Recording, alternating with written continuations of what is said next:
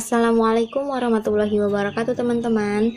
Perkenalkan, nama aku Irma Noviana dari program studi Pendidikan Ilmu Pengetahuan Alam Universitas Muhammadiyah Cirebon. Nah, pada kesempatan kali ini aku akan membahas tentang pendekatan pendidikan multikultural, di mana pada bagian ini akan diuraikan berbagai pendekatan-pendekatan multikultural khususnya di Amerika Serikat. Nah, teman-teman, tahukah kalian bahwa Amerika Serikat adalah perintis pendidikan multikultural loh? Di Amerika, kurikulum itu berpusat pada paham budaya utama, di mana kelompok budaya yang dominan atau sering disebut aliran utama lebih diutamakan daripada kelompok budaya lainnya. Hal ini juga sering disangkut pautkan dengan adanya perbedaan warna kulit, seperti orang Amerika dengan orang Afrika. Nah, di mana orang yang berkulit putih cenderung lebih diutamakan daripada orang yang berkulit hitam. Hal seperti inilah yang pada akhirnya banyak menimbulkan hal-hal negatif, seperti adanya konsepsi yang salah tentang hubungan aliran utama dengan kelompok ras dan etnis lainnya, adanya diskriminasi karena perbedaan warna kulit, adanya pembatas antara budaya yang satu dengan budaya yang lainnya.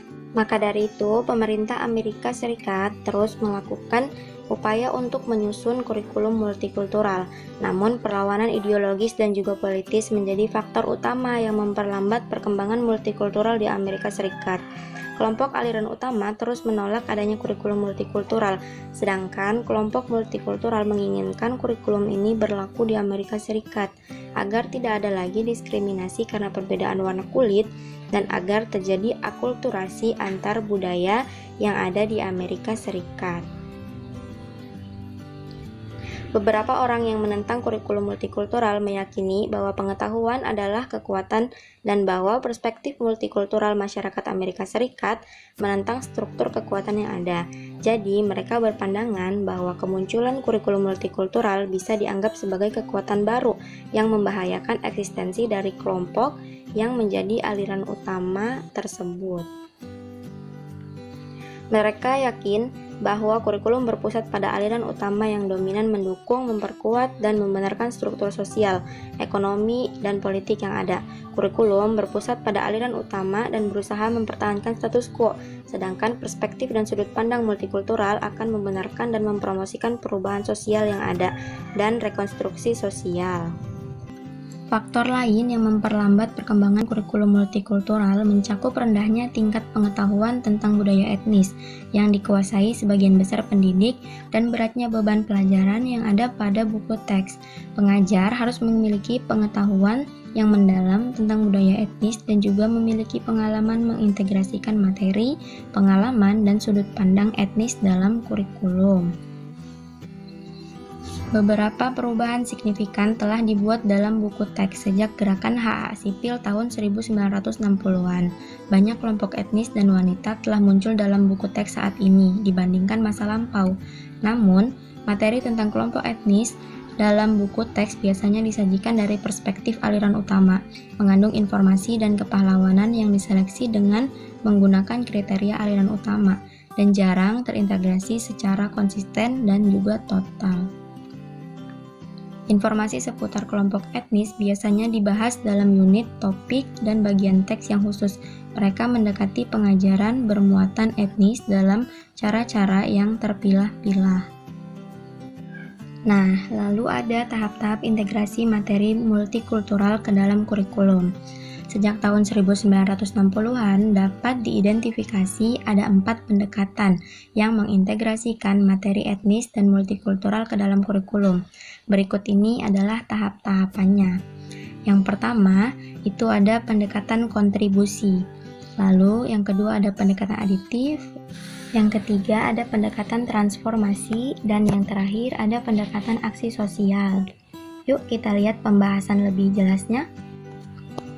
Yang pertama, ada pendekatan kontribusi. Pendekatan kontribusi merupakan pendekatan yang paling awal. Ciri dari pendekatan kontribusi adalah dengan memasukkan pahlawan etnis dan benda-benda budaya khas ke dalam kurikulum, yang dipilih dengan menggunakan kriteria budaya aliran utama. Karakteristik penting dari pendekatan ini adalah bahwa kurikulum aliran utama tetap tidak berubah dalam struktur dasar, tujuan, dan juga karakteristiknya. Namun, pendekatan ini memiliki beberapa kelemahan, yaitu jika integrasi kurikulum dilengkapi, terutama dengan memasukkan pahlawan dan kontribusi etnis, siswa tidak memperoleh pandangan global tentang peranan kelompok etnis dan budaya di masyarakat Amerika Serikat. Yang kedua, ada pendekatan aditif. Tahap kedua pendekatan penting lain terhadap integrasi materi etnis terhadap kurikulum adalah perambahan materi, tema, dan perspektif terhadap kurikulum tanpa mengubah struktur, tujuan, dan karakteristik dasarnya. Pendekatan aditif dapat menjadi fase awal dalam upaya reformasi kurikulum transformatif yang didesain untuk menyusun kembali kurikulum total dan untuk mengintegrasikannya dengan materi, perspektif, dan kerangka pikir etnis. Lalu yang ketiga ada pendekatan transformasi.